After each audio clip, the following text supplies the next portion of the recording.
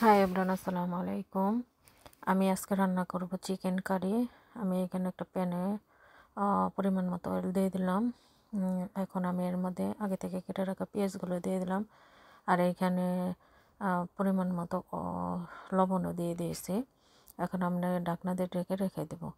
এখন আমার পেঁয়াজগুলো ব্রাউন কালার হয়ে গেছে। এর সাথে আদা, রসুন, হলুদ, মরিচ, ধনিয়া, জিরা পাউডার আমি এখানে দিয়ে দিলাম। আর এর সাথে কিছু টমেটো কেটে রেখে দিছি আর কয়েকটা কাঁচামরিচও দিয়ে দিছি। দিয়ে আমি মশলাটা এখন কষিয়ে নেব। আমার মশলাগুলো কষানো হয়ে গেছে। আমি আগে থেকে বেজে রাখা চিকেনগুলো দিয়ে দিলাম। দিয়ে নাড়াচাড়া দিয়ে এর সাথে অল্প পরিমাণ আমি পানিও দিয়ে দেব।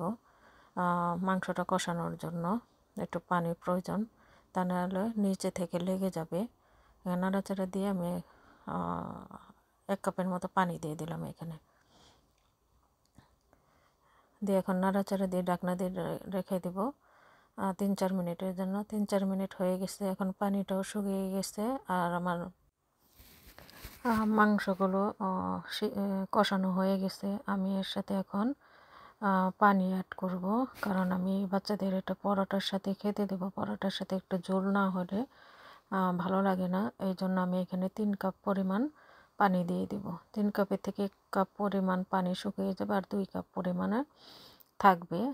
যেহেতু এখানে মাংসটা সিদ্ধ হয়ে গেছে, এখনও 6-7 মিনিট চাল দিলে আমার রান্নাটা হয়ে যাবে।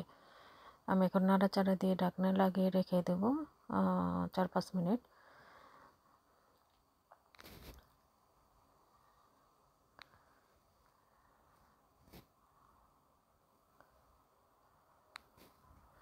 আমার রান্নাটা প্রায় হয়ে গেছে।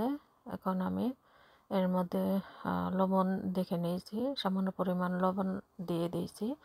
আর এখন রান্নাটা আমার শেষ। আমি এখন চুলাটা বন্ধ করে দিলাম।